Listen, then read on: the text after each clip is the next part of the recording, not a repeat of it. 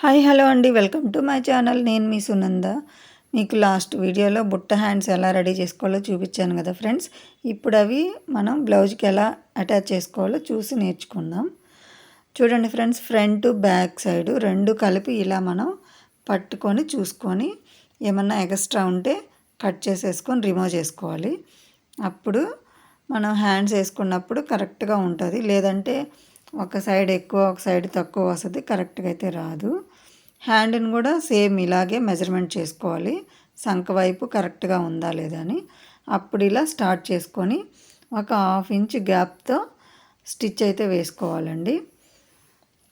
Stitch వేసుకునేటప్పుడు మనం ఒక జాగ్రత్త అయితే తీసుకోవాలి. షోల్డర్ కుట్టుకి మనం ఇలా కుచ్చిపోసిన హ్యాండ్ ఉంది కదా, అది కరెక్ట్గా సెంటర్ పాయింట్ చూసుకొని మిడిల్లోకి వచ్చేలాగే స్టిచ్ వేసుకోవాలి. లేదంటే ఒక సైడ్ ఎక్కువ ఒక సైడ్ తక్కువ వచ్చేస్తే చూడ్డానికి అంత బాగుండదు.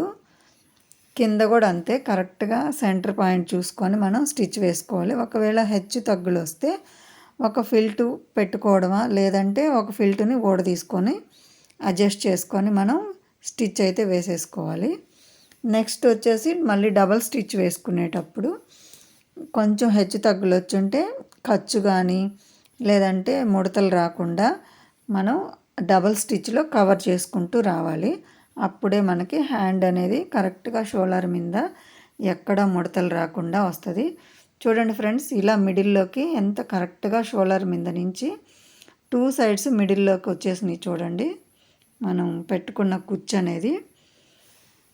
అప్పుడే మనకి చూడడానికి చాలా బాగుంటుంది. హ్యాండ్ వేసుకున్నప్పుడు కరెక్ట్గా మనం పెట్టిన కుచ్చు మిడిల్లోకి వచ్చేలాగా చూసుకోవాలి. అలా అయితేనే మనకి బుట్ట హ్యాండ్స్ చాలా నీట్గా చూడడానికి అందంగా అనిపిస్తాయి. ఇంతేనండి, సింపుల్, చాలా ఈజీగా బుట్ట హ్యాండ్స్ ఏమి చేతగాని వాళ్ళు కూడా నేర్చుకోవచ్చు. వీడియో నచ్చితే లైక్ చేయండి. చూడండి ఫ్రెండ్స్, ఎంత బాగా మిడిల్లోకి వచ్చేసిందో, 2 సైడ్స్ ఎంత బాగుందో. మరో కొత్త వీడియోతో మళ్ళీ కలుసుకుందాం. Thank you for watching. Bye అండి.